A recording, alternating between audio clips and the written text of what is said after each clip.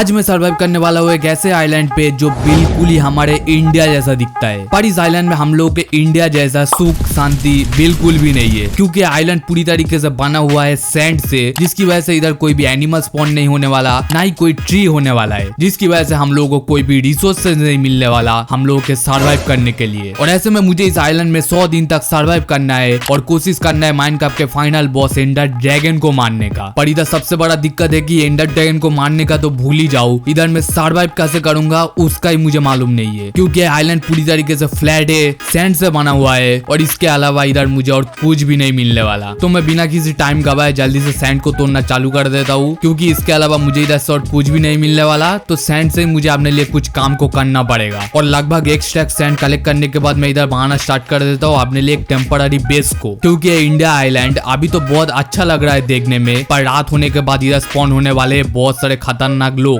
जिनसे बचने के लिए मैं बना रहा था इस बेस को। और ये बनने के बाद ये बेस कहने का लायक तो बिल्कुल ही नहीं था, पर इससे मेरा प्रोटेक्शन थोड़ा बहुत तो हो ही जाएगा। और अभी हम लोग के सूरज मामा भी अपने आधा रास्ता तय कर चुके, तो रात होने में अभी ज्यादा देर है नहीं। और अभी मुझे पानी में जाना पड़ेगा ताकि मैं अपने लिए थोड़ा बहुत खाना को कलेक्ट कर सकूं, क्योंकि इधर तुम लोग देख ही सकते हो मेरा हंगर बार भी अभी जाने ही लगा है। इधर मुझे थोड़ा बहुत मछली दिखता है, तो मैं उनको फिस्ट करने की कोशिश तो करता हूँ, पर मछली मेरे से थोड़ा ज्यादा ही स्ट्रॉन्ग थे। 3-4 बार मारने के बाद एक करके मछली तो मार रहा था और उनको खाने के बाद बस एक ही हंगर बार बढ़ रहा था मेरा। मुझे बहुत जल्दी समझ आ चुका था ऐसे बिल्कुल भी नहीं होने वाला, तो मैं कोशिश करता हूँ नीचे आके थोड़ा बहुत डार्ट्स को कलेक्ट करने का। और इधर 2 डार्ट को हटाने के बाद मुझे नीचे एक डार्ट का पीठ दिखता है, तो मैं उधर जाके बहुत सारे डार्ट्स को कलेक्ट कर लेता हूँ। पर इतना सब कुछ करने की वजह से अभी मेरे हाथों से पूरा टाइम निकल चुका है, अभी बहुत ही जल्दी रात होने वाला था। तो सबसे पहले तो मैं अपने बेस के ऊपर के छत को बनाता हूँ डार्ट से, देन मैं इधर वेट करता हूँ थोड़ा बहुत मॉब्स के स्पॉन होने का, क्योंकि इधर मुझे रिसोर्सेज के नाम पे ज्यादा कुछ चीजें मिल नहीं रहा है। तो अगर मुझे अपने लिए कुछ आइटम्स को कलेक्ट करना है तो मुझे वो मॉब्स को मार के ही कलेक्ट करना पड़ेगा। थोड़ी देर बाद इधर एक ज़ॉम्बी स्पॉन हो जाता है, जिसको मैं मारना स्टार्ट तो कर देता हूँ, पर मुझे पता था कि इसको पूरी तरीके से मारने के लिए मुझे इसको बहुत सारे हिट मारना पड़ेगा। ऐसे तो मैं इस ज़ॉम्बी को मारने ही वाला था, पर उसी टाइम मुझे दिखता है कि और 2-3 ज़ॉम्बीज मेरे पास आ जाते हैं। और भाई इतने सारे ज़ॉम्बीज के साथ मैं अभी ऐसे नहीं लड़ सकता, तो मैं जल्दी से चला जाता हूँ अपने घर में और इधर जाके गेट को ब्लॉक कर देता हूँ। एक ब्लॉक का गैप रखता हूँ जहाँ पर से मैं ज़ॉम्बीज को आराम से मार पा रहा था। भाई बार मैं पहले से इस हाउस को बिल्ड कर लिया था, क्योंकि अगर ये नहीं होता तो अभी तक मेरा खेल खत्म हो चुका होता। तो मैं इधर जोरों शोर से लग जाता हूँ जितना हो सके उतना ज़ॉम्बीज को मारने के काम में, क्योंकि इनको मारने के बाद ही मुझे खाना मिलने वाला है। थोड़ी देर बाद मैं पूरा ज़ॉम्बी के ग्रुप को मार देता हूँ, जिसकी वजह से इधर से मुझे मिलता है बहुत सारा रॉटन फ्लेश, और इन रॉटन फ्लेश को खाने के बाद मेरा हार्ट फिर से वापस आ जाता है। भाई मेरा नसीब तो देखो, रॉटन फ्लेश खा के अपने हार्ट्स को वापस लाना पड़ रहा है, पर अभी मेरे पास और कोई उपाय है नहीं। हाँ, बस ज़ॉम्बी से मुझे एक आयरन का स्वॉर्ड मिला है, और आयरन स्वॉर्ड मिलने के बाद मेरा दिमाग में आता है क्यों ना कुछ मॉब्स के साथ फाइट किया जाए। पर इधर थोड़ी देर बाद एक क्रीपर से डर के मैं पानी में गिर जाता हूँ। ऐसे तो मैं उधर से साइडवेज में जाने की कोशिश करता हूँ, पर एक क्रीपर अचानक मुझे धप्पा कर देता है और बिल्कुल मेरे सामने आके फूट जाता है और मेरे 2 हार्ट भी ले लेता है। तो मैं फिर से अपने पुराने प्रोग्रेस में वापस चला जाता हूँ अपने घर में रह के ज़ॉम्बीज को मारने के काम पे। और अभी मैं थोड़ा देर AFK करता हूँ। थोड़ी देर बाद इधर सुबह हो जाता है, जिसकी वजह से इधर सारे मॉब्स जलने लगते हैं, पर कुछ ऐसे मॉब्स थे जो जलने नहीं वाले, उल्टा मेरे आइलैंड को खराब करने वाले थे। और ये विच भी मुझे परेशान करने लग रहा था, भाई इनको कैसे मारूं मैं, ये अगर मुझे पॉइजन का इफेक्ट दे देगा तो मैं एक हार्ट में बचने वाला हूँ। तो मैं चालाकी करके इसको पहले पानी में गिरा देता हूँ, देन पतली गली से साइड से निकल जाता हूँ और चला आता हूँ अपने बेस में वापस। ये विच ऊपर तो नहीं आने वाला। इधर आके मैं थोड़ा बहुत बोन्स को कलेक्ट करता हूँ, देन देखने लगता हूँ दूर में अगर मुझे कोई काम का चीज दिख जाए तो। ऑब्वियसली आइलैंड इधर एकलौता नहीं है, इसके चारों तरफ था ओशन, जिसकी वजह से ओशन में मुझे कुछ ऐसा स्ट्रक्चर मिल सकता है जहाँ पर से मैं आइटम्स को कलेक्ट कर सकता हूँ। मुझे थोड़े दूर में ऐसा एक स्ट्रक्चर दिखता है, तो मैं निकल जाता हूँ उसकी तरफ ताकि उधर से मुझे कोई रिसोर्सेज मिल सके। यस, यही सीब्रैक दिखा था मुझे दूर से। देन जाके मैं इस सीब्रैक के चेस्ट को कलेक्ट करता हूँ, जिधर से मुझे थोड़ा बहुत ओर्स मिलता है। बस दिक्कत है कि इस सीब्रैक से मुझे जो चीज मेनली चाहिए था वो कलेक्ट करने का कोई उपाय मुझे दिख नहीं रहा था, और वो चीज था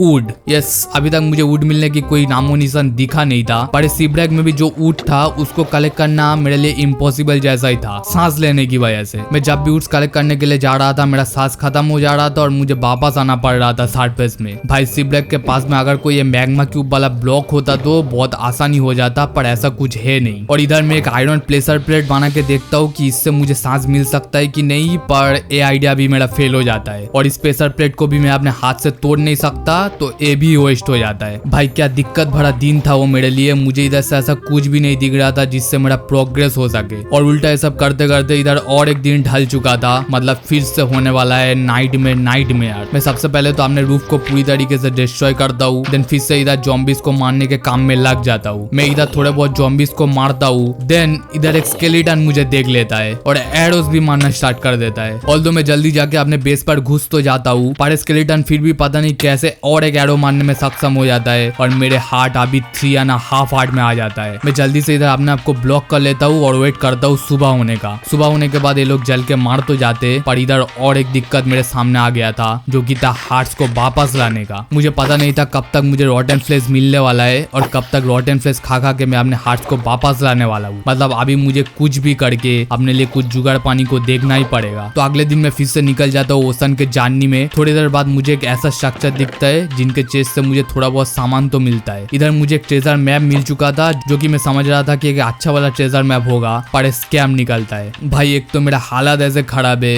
ऊपर से मेरा लाग भी खराब चल रहा है, पर मैं अपने ओशन के जाननी को कंटिन्यू करता हूँ क्योंकि वापस आइलैंड में जाके कोई फायदा होने तो नहीं वाला। थोड़ी देर बाद मुझे और एक शिपरेक मिलता है और मैं सोचता हूँ कि इधर से शायद से मुझे कोई खाना मिल जाए। इधर जाके सबसे पहले मैं एक चेस्ट में देखता हूँ जिधर से मुझे थोड़ा बहुत खाना तो मिलता है, पर इधर सबसे अच्छी चीज जो मुझे मिला था वो था एक लेदर कैप। अभी तुम लोग सोच रहे होगे लेदर कैप कैसा अच्छे होने वाला है, क्योंकि इसमें था रेस्पिरेशन 3। यस भाई रेस्पिरेशन 3, मतलब इसकी वजह से मैं वाटर में अनलिमिटेड ब्रीदिंग कर सकता हूँ। और तुम लोग सोच नहीं सकते इसको पाने के बाद मुझे कैसा फील हो रहा था, क्योंकि अभी मैं पानी में अनलिमिटेड सांस ले सकता हूँ। मतलब मैं इधर से जितना हो सके पानी को एक्सप्लोर कर सकता हूँ। तो मैं इस शिपरेक की और भी 2 चेस्ट को लूटता हूँ, देन इधर से कलेक्ट करना स्टार्ट कर देता हूँ ऊंट को, जो कि मैं पिछली बार कलेक्ट करने में बिल्कुल भी सक्षम नहीं था। पर इस बार ऐसा कुछ होने नहीं वाला क्योंकि मेरे पास अनलिमिटेड ब्रीदिंग अपॉर्चुनिटी है। तो मैं इधर से ऊंट्स को कलेक्ट करता हूँ, क्राफ्टिंग टेबल को बनाता हूँ, देन उधर बनाता हूँ अपने लिए कुछ आयरन के टूल्स को, और इधर आयरन एक्स की मदद से मैं इधर और भी थोड़ा बहुत ऊंट को कलेक्ट कर लेता हूँ बैकअप के लिए। देन मैं आता हूँ अपने घर में वापस आने के बाद मैं सबसे पहले अपने रूफ को फिर से बनाता हूँ, क्योंकि पिछली बार स्केलेटन ने मुझे बता दिया था कि रूफ को बनाना कितनी जरूरी है। और इधर मैं और एक नाइट को एफके करते हुए स्किप करता हूँ, जिसकी वजह से मॉब्स जलते हैं और इधर से मुझे और भी थोड़ा बहुत रिसोर्सेज मिल जाता है। और इधर मैं स्पाइडर्स को मार रहा था ताकि मैं उनके स्ट्रिंग से ऊल बना सकूं। अगले दिन मैं एक बकेट को बनाता हूँ ताकि मैं अपने लिए एक फार्मलैंड को बना सकूं। डार्क तो मैंने पहले से कलेक्ट करके ही रखा था, तो मैं इधर लग जाता हूँ एक फार्मलैंड को बनाने के काम में। और शिपरेक के चेस्ट से मुझे पोटैटोज मिल चुका था, पंपकिन मिल चुका था, तो मैं इन सारे को प्लांट भी कर देता हूँ इधर। बस अब ये फार्मलैंड जल्दी जल्दी ग्रो हो जाए तो मुझे इधर से खाना भी मिल जाएगा। इतना सब कुछ करने के बाद मैं अगले दिन से निकल जाता हूँ केविंग के लिए। अभी मुझे वुड मिल चुका था, तो मैं उससे बनाता हूँ अपने लिए एक डोर को। इधर जाके एक डोर को लगाता हूँ जिसकी वजह से मैं इधर सांस ले सकता था। देन मैं बनाना स्टार्ट कर देता हूँ एक स्टेयरकेस को, और इधर मेरे साथ होता है और एक अजूबा। इधर थोड़ा बहुत स्टोन को माइन करने के बाद मुझे नीचे एक वुडन का प्लैंक दिखता है। पहले तो मुझे समझ में नहीं आता कि इधर ऐसा वुडन का प्लैंक क्यों है, पर जब भी मैं इस प्लैंक को माइन करता हूँ मुझे नीचे दिखता है एक माइन शाफ्ट। यस भाई मुझे इधर से एक माइन शाफ्ट मिल चुका था, मतलब इधर से मुझे अभी मिलने वाला था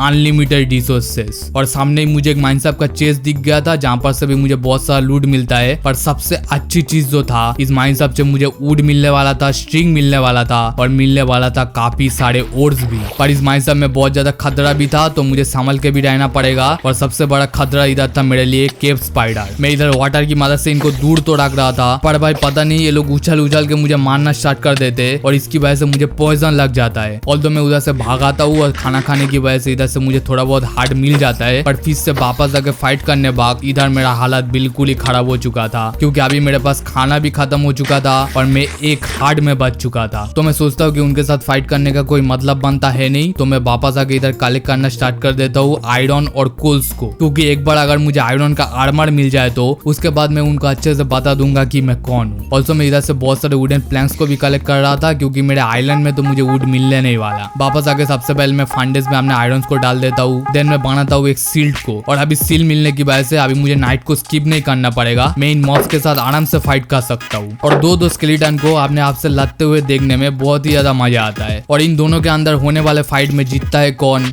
मैं खुद, क्योंकि आखिरी वाले स्केलेटन को मैं खुद ही मारता हूँ। और तो अभी मुझे बहुत सारे स्टिंग मिल ही चुका था, बस थोड़ा बहुत स्टिंग की जरूरत थी जिससे मैं अपने लिए बेड भी बना सकता था। इधर मेरे क्रॉप्स भी ग्रो हो चुके थे तो मैं उनको फिर से प्लांट कर देता हूँ। और मेरे खाने में भी कोई दिक्कत था नहीं क्योंकि मेरे पास मछली था, बस दिक्कत एक ही चीज में था जो कि था मेरे लिए आड़ मार। तो मैं फिर से चला जाता हूँ केविंग में क्योंकि मुझे आयरन की जरूरत थी। और अभी और भी थोड़ा बहुत स्टेयरकेस बनाने के बाद मैं पहुंचता हूँ और एक केव में जो कि होता है एक वाटर वाला केव। मैं सबसे पहले अपने रेस्पिरेशन 3 वाली कैप को पहनता हूँ, देन नीचे आके देखता हूँ इस वाटर वाले केव में बहुत सारे ओर्स दिख रहे थे मुझे। और तो इधर मैग्मा क्यूब भी थे जिसकी वजह से इधर से मैं सांस भी ले सकता हूँ। मतलब बाद में जाके अगर मैं इस वाटर केव को एक्सप्लोर करूँ तो मुझे इधर से बहुत सारी चीजें मिल सकता है। पर तब तक के लिए मैं एक्सप्लोर कर रहा था इस माइन सब को क्योंकि अभी मुझे बहुत सारे ओर्स नहीं सिर्फ आयरन ही चाहिए था। पर फिर भी कहीं से केव स्पाइडर आ ही जाते और मुझे परेशान भी करना स्टार्ट कर देते। एंड फिर से मेरे पास खाना खत्म हो चुका था और मैं हाफ एंड हार्ट में बच चुका था। मतलब फिर से मुझे सरप्राइज में वापस जाना ही पड़ेगा। सरप्राइज में वापस आने के बाद मैं सबसे पहले अपने लिए एक फिशिंग रॉड को बनाता हूँ, थोड़ा बहुत मछलियों को पकड़ता हूँ और इन मछली को खाने के बाद मेरा हार्ट से फिर से वापस आ जाता है। पर इसमें बहुत सारी मेहनत की जरूरत थी, बस मेरे क्रॉप जल्दी ग्रो हो जाए तो इतना मेहनत नहीं करना पड़ेगा मुझे। ऑल्दो मैं उसके बाद अपने लिए आयरन के आर्मर को बनाता हूँ, देन चला जाता हूँ फिर से वो वाटर वाला केव में। इधर जाके सबसे पहले तो मुझे लैपिस दिखता है तो मैं बहुत सारे लैपिस को कलेक्ट करता हूँ। इनकेस फ्यूचर में जाके अगर मैं एन्चेंटमेंट करूँ तो ये मेरे काम में आएंगे। देन मैं इस वाटर केव को और भी थोड़ा एक्सप्लोर करता हूँ। इधर से मुझे बहुत सारे ओर्स दिख रहे थे पर सारे ओर्स को लेने का कोई फायदा इधर दिख नहीं रहा था मुझे। पर थोड़ी देर बाद मुझे इधर से दिख जाता है डायमंड। यस भाई, इस वाटर केव से मुझे डायमंड भी दिख गया था। ये बिल्कुल एक्सपेक्टेड था नहीं, पर इधर से मुझे डायमंड मिल गया तो मैं इसको लेने ही वाला हूँ। और यहाँ पर कुल मिला के 4 डायमंड था जो कि मेरे लिए बहुत अच्छी बात है क्योंकि इससे मेरे लिए पिकेक्स तो बन ही जाएगा। पर मैं इधर कोशिश कर रहा था जितना हो सके उतना डायमंड्स को कलेक्ट करने की। इधर थोड़े बहुत मॉब्स थे जिनके साथ मुझे फाइट करना पड़ रहा था, पर वो ठीक था क्योंकि इधर से मुझे बहुत सारे डायमंड्स भी मिल रहे थे। तो मैं इस केव को और भी ज्यादा एक्सप्लोर कर रहा था, जितना हो सके मॉब्स के साथ फाइट कर रहा था, जितना हो सके डायमंड्स को ले रहा था। और इधर मेरा डायमंड काउंट हो चुका था 12। और तुम लोग क्या सोच रहे हो इधर ही मैं रुक जाऊंगा? नहीं, मैं और भी थोड़ा डायमंड को कलेक्ट करता हूँ, और भी थोड़ा डायमंड को कलेक्ट करता हूँ, और भी थोड़ा डायमंड को कलेक्ट करता हूँ। भाई लिटरली मुझे इस केव से बहुत सारा डायमंड्स मिल रहा था और मैं जितना हो सके उतना ही डायमंड्स को कलेक्ट कर रहा था। शायद से मैं इधर पागल हो चुका था डायमंड्स को कलेक्ट करने में क्योंकि मैं पता नहीं कितने दिनों तक उस केव में रहा होऊंगा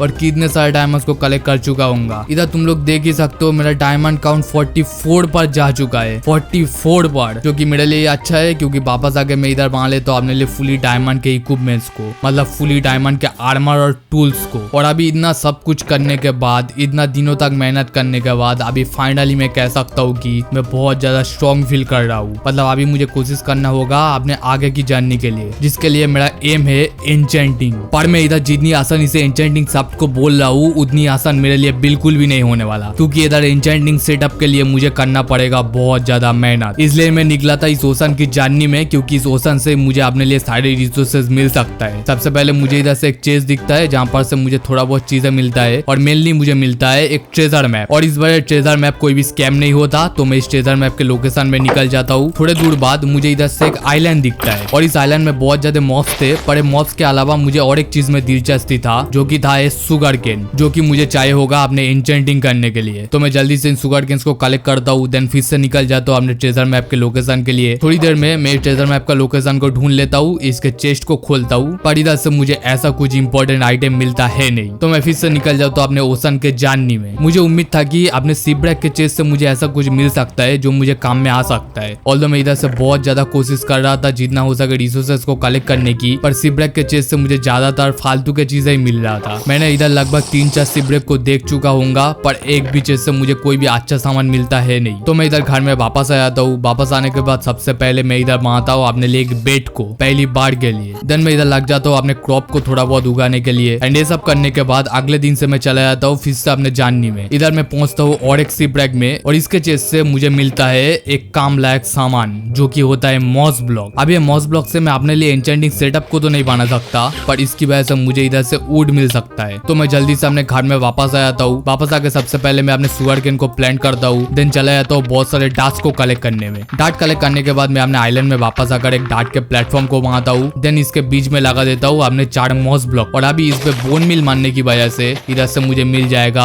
आकेसिया सैपलिंग, और इन सैपलिंग में बोन मिल मारने से मुझे इधर से मिल जाएगा ट्री। यस, इतने दिनों के बाद अभी फाइनली जाके मुझे वुड का एक्सेस मिला है। तो मैं इधर से बहुत दिनों के लिए लग जाता हूँ, जितना हो सके उतना वुड मॉब्स कलेक्ट करने में, क्योंकि अभी मेरे पास एन्चेंटिंग को छोड़कर और एक चीज का आइडिया आया है, जिसके लिए मुझे और एक चीज करना पड़ेगा, जो कि होगा मेरा कोबलस्टोन फार्म। तो मैं इधर से कोबलस्टोन फार्म को बना लेता हूँ और लग जाता हूँ उसमें कुछ दिनों के लिए कोबलस्टोन कलेक्ट करने में। देन इन सारे चीजों को करने के बाद मैं चला जाता हूँ अपने लिए एक सुइटेबल एरिया को ढूंढने, जहाँ पर होगा मेरा मॉब फार्म। यस, अगर मुझे एन्चेंटिंग करने के लिए मेन जो चीज है बुक सेल्फ ऐसे नहीं मिलने वाला, तो मैं उसको हासिल करने वाला हूँ विलेजर लोगों से, जिसके लिए मैं इस मॉब फार्म को बना रहा था, ताकि मैं उधर से अपने आइलैंड पर विलेजर को ला सकूं। अपने मॉब फार्म को पूरी तरीके से कंप्लीट करने के बाद मैं देखता हूँ कि मेरा मॉब फार्म बहुत ही अच्छे से काम कर रहा था, और मैं भी इधर कुछ दिनों के लिए लग जाता हूँ ग्राइंडिंग में, जिसकी वजह से मुझे इधर से बहुत सारे लूट्स मिलता है। और थोड़े दिनों के बाद ही मुझे इधर से मिल जाता है एक ज़ॉम्बी विलेजर। एग्जैक्टली इस चीज के लिए मैं बना रहा था इस मॉब फार्म को, क्योंकि ज़ॉम्बी विलेजर को क्योर करने के बाद मैं इससे बहुत सारा काम करवा सकता हूँ। पर इसके लिए भी मुझे बहुत सारी चीजों की जरूरत है, जिसके लिए मैं जल्दी जल्दी चला जाता हूँ एक केव में और कलेक्ट करना स्टार्ट कर देता हूँ ऑब्सिडियन, जिसको लेकर मैं अपने आइलैंड में वापस आता हूँ और बना लेता हूँ एक नेदर पोर्टल को। और अभी नेदर में जाने के बाद मुझे ढूंढना होगा एक फोर्ट्रेस को, और ये भी बिल्कुल भी आसान नहीं होने वाला, क्योंकि नेदर में ट्रेवल करना इतना आसान वाला बात तो था नहीं। इसके लिए मुझे बहुत ज्यादा मुसीबतों की सामना करना पड़ेगा। लिटरली इधर एक फॉल की वजह से मैं हाफ एंड हार्ट में बच जाता हूँ, पर ये सब रिस्क को लेना जरूरी भी था, क्योंकि मुझे एक फोर्ट्रेस को भी फाइंड करना था। ऑल्सो मुझे इधर से बहुत सारे मॉब्स के साथ फाइट करना पड़ता है, बहुत सारे दिनों तक ट्रेवल करना पड़ता है, देन फाइनली जाके मुझे मिलता है एक फोर्ट्रेस। और अभी इसके अंदर जाने के बाद मैं ढूंढता हूँ एक ब्लेस के स्पॉनर को, लेता हूँ अपने शील्ड को हाथ में और मारना स्टार्ट कर देता हूँ ब्लेजेस को। ऑल्दो इस बार मेरा लाक अच्छा होता है, पहले तो ब्लेस को मारने के बाद ही मुझे 2 ब्लेजवर्ड मिल चुका था। देन मैं इधर से घर में वापस आने लगता हूँ। वापस आने के बाद मैंने ब्राउन मशरूम को भी कलेक्ट कर लिया था, और वापस आके मैं जल्दी से इधर बना लेता हूँ अपने लिए ब्रिंग स्टैंड को। देन मैं इधर लग जाता हूँ अपने पोषण बनाने के काम में। पोषण बनाने के बाद मैं इधर ऑल्सो बना लेता हूँ एक कॉम्पोस्टर को। अभी मैं इस कॉम्पोस्टर को क्यों बनाया था तुम लोगों को बाद में पता चल जाएगा। मैं सबसे पहले तो ज़ॉम्बी विलेजर को क्योर कर लेता हूँ, देन उसके सामने कॉम्पोस्टर तो रखता हूँ, पर ये अभी उसमें इंटरेस्टेड था नहीं, तो मैं इसको जबरदस्ती लेके आता हूँ अपने आइलैंड पर। देन मैं इसको लेके आता हूँ अपने बेस में, और अभी ये कॉम्पोस्टर की मदद से बन जाता है एक फार्मर। और मैंने अभी इसको फार्मर क्यों बनाया था, क्योंकि इससे मुझे जरूरत थी एप्पल्स की। पर इधर भी हो जाता है और एक दिक्कत, मैं इसके लेवल्स को अपग्रेड तो कर रहा था, और मुझे उम्मीद था कि इसके दूसरे लेवल में मुझे एप्पल्स दे देगा, पर इसके ट्रेड में मुझे एप्पल मिलता है ही नहीं। मतलब इधर मैंने सोचा था गोल्डन एप्पल बना के और एक ज़ॉम्बी विलेजर को क्योर करने का, देन इधर अनलिमिटेड विलेजर लाने का, पर मुझे लगता नहीं कि अभी ऐसा कुछ हो पाएगा। पर इधर और एक उम्मीद था मेरे लिए, जैसे मैंने पहले गोल्डन एप्पल को कलेक्ट किया था माइंस अप के चेस्ट में से, फिर से मैं ऐसे ही करने वाला हूँ। तो अगले दिन मैं निकल जाता हूँ फिर से माइंस अप के लिए। इधर जाने के बाद मुझे सबसे पहले तो एक स्पॉनर मिलता है, तो मैं उनके चेस्ट में देखता हूँ, पर इधर से मुझे गोल्डन एप्पल मिलता है नहीं। देन मैं फिर से एक्सप्लोर करना स्टार्ट कर देता हूँ माइंस अप को। इधर मुझे बहुत सारे मॉब्स के साथ फाइट करना पड़ता है, बहुत ज्यादा एक्सप्लोर करना पड़ता है। देन मुझे फाइनली मिल जाता है एक चेस्ट से गोल्डन एप्पल। तो मैं फिर से सेम प्रोग्रेस को करता हूँ। सबसे पहले और एक ज़ॉम्बी विलेजर को कैप्चर करता हूँ, देन इसको भी क्योर कर लेता हूँ। देन मैं इसको लेके आता हूँ अपने बेस पर इस बार मैंने सोचा था इनके लिए मैं एक अच्छा सा एरिया को बनाऊंगा जहाँ पर ये लोग रह सकेंगे। तो मैं सबसे पहले नेदर में जाता हूँ, बहुत सारे ऊँट को कलेक्ट करता हूँ, देन वापस आके बनाना स्टार्ट कर देता हूँ इनके लिए एक एरिया को। देन मैं एक एक करके इन सारे को अपने एरिया पर लेके आता हूँ, इनको बहुत सारे बेड दे देता हूँ ताकि ये लोग हमारा ब्रीडिंग स्टार्ट कर सके। और उस टाइम तक मैं लग जाता हूँ अपने एन्चेंटिंग सेटअप के ऊपर काम करने के लिए। थोड़ी देर बाद मैं आके देखता हूँ कि इधर एक बेबी विलेजर भी आ चुका है, मतलब मेरा प्रोग्रेस इधर धीरे धीरे हो ही रहा है। देन मैं फिर से चला जाता हूँ नेदर में, क्योंकि अभी मुझे करना था इन पिगलिन लोगों के साथ ट्रेडिंग। पिछली बार जब मैंने केप को एक्सप्लोर किया था मुझे उधर से बहुत सारा गोल्ड मिला था, और मुझे अभी सुनने में आया है कि पिगलिन लोगों के साथ ट्रेडिंग करने के बाद मुझे उधर से लेदर मिल सकता है। और शुगर केन तो मेरे पास पहले से ही था, तो मतलब अभी लेदर मिलने से मैं उससे बना सकता हूँ बुक सेल्फ। तो मैं इनको जितना हो सके उतना गोल्ड दे देता हूँ, और थोड़े देर तक ट्रेडिंग करने के बाद ही ये लोग मुझे 45 लेदर दे देते हैं, जो कि एग्जैक्टली होता है 15 बुक सेल्फ के लायक। तो मैं जल्दी से चला तो ओवरऑल में वापस आके मैं जल्दी से बना लेता हूँ एन्चेंटिंग टेबल के लिए इनफ बुक सेल्फ को, और कंप्लीट करता हूँ अपने एन्चेंटिंग सेटअप को। देन मैं लग जाता हूँ थोड़े दिनों के लिए अपने एन्चेंटिंग सेटअप में, ताकि मैं अपने आर्मर टूल्स में जितना हो सके अच्छा एन्चेंटमेंट्स को डाल सकूं। और इतना सब कुछ करने के बाद मुझे फिर से वापस आना पड़ता है नेदर में, क्योंकि अभी मुझे कलेक्ट करना था बहुत सारे ब्लेज रॉड। तो मैं फिर से चला जाता हूँ उसी ब्लेज कॉर्नर में जहाँ से मैं पहले से ब्लेज रॉड को कलेक्ट करके लाया था, और उधर जाके मारना स्टार्ट कर देता हूँ ब्लेजेस को। इस बार मेरे शॉट में लूटिंग 3 था, तो मुझे ब्लेज रॉड को कलेक्ट करने में इतना दिक्कत नहीं होता। और इतना ब्लेज रॉड को कलेक्ट करने के बाद मैं नेदर से कलेक्ट करना स्टार्ट कर देता हूँ बहुत सारे एंडर पास। और इतना सब कुछ मेहनत करने के बाद अभी फाइनली मैं जा सकता हूँ स्ट्रॉन्ग होल्ड के लिए। तो मैं इधर फेंकता हूँ अपने पहले आई को, जिससे मुझे स्ट्रॉन्ग होल्ड का लोकेशन मिल जाता है। तो मैं जाने लगता हूँ उसकी तरफ। थोड़ी देर बाद मुझे स्ट्रॉन्ग होल्ड का लोकेशन फाइनली मिल जाता है। मैं नीचे डिग डाउन करना स्टार्ट कर देता हूँ और पहुंचता हूँ अपने एंड पोर्टल रूम पर, जहाँ पर जाके मैं आइस ऑफ एंडर इंडस को लगाता हूँ और एक्टिवेट कर देता हूँ स्ट्रॉन्ग होल्ड को। इधर जाने के बाद मैं जल्दी जल्दी फोड़ना स्टार्ट कर देता हूँ सारे इन क्रिस्टल को एंड सारे इन क्रिस्टल को फोड़ने के बाद मैं मारना स्टार्ट कर देता हूँ ड्रैगन को। इधर मैं सबसे पहले अपने बो एंड एरो की मदद से ड्रैगन को जितना हो सके उतना डैमेज देता हूँ और जब भी ये 5 करता है मैं अपनी स्वॉर्ड की मदद से भी इसको जितना हो सके उतना डैमेज देता हूँ। और ऐसे ही करते करते लास्ट और एक एरो मारने के बाद एंडर ड्रैगन डिफीट हो जाता है। इधर ही होता है मेरा 100 डेज खत्म। वीडियो अच्छा लगा तो वीडियो को लाइक कर देना, चैनल को सब्सक्राइब कर देना। मिलता हूँ मैं तुम लोगों से नेक्स्ट वीडियो में, तब तक के लिए बाय।